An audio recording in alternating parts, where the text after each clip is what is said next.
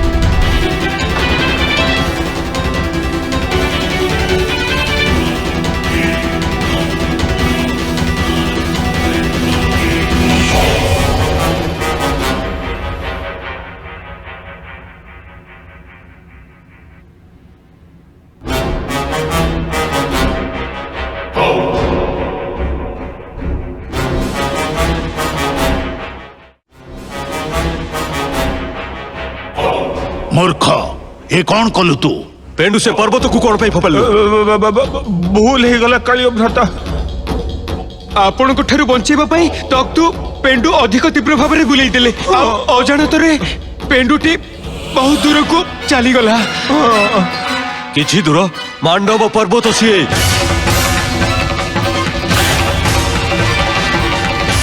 लंबा कंटक दुईधारी तरबारी ठारू मध्य अधिक तीक्ष्ण धार वाला मणिर एक एपरी जाल अच्छी सेठी जेउठिकी जीवार कल्पना करिबा मध्य असंभव। एबे आमे किपरि खेलिबा? आसी जंती तू जा पेंडु नै कि आसे।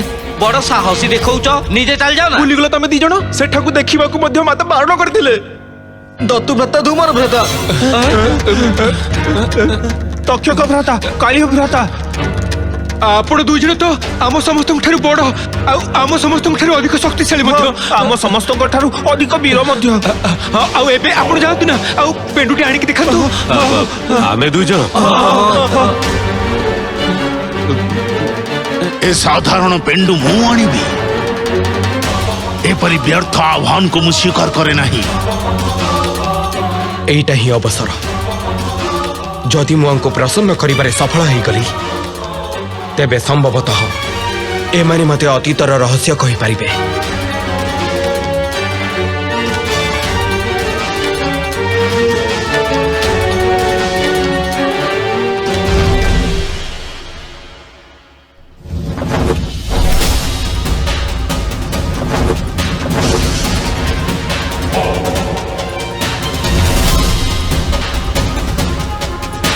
चिंता करंतुनी आपण माने मु अछि ना, मु आनी देबी आपणक पेंडु।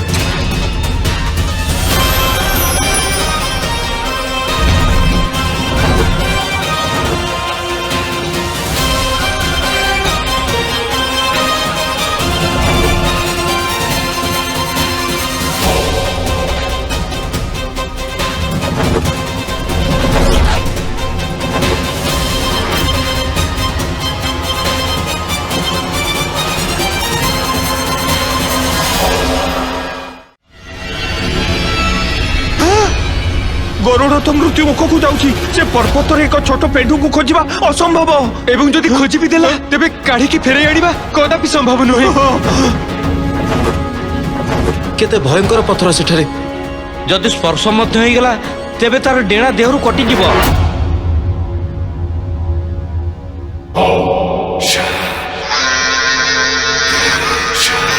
और माता तो यह कही जे सेठारे मायावी शक्तिर बास अछि।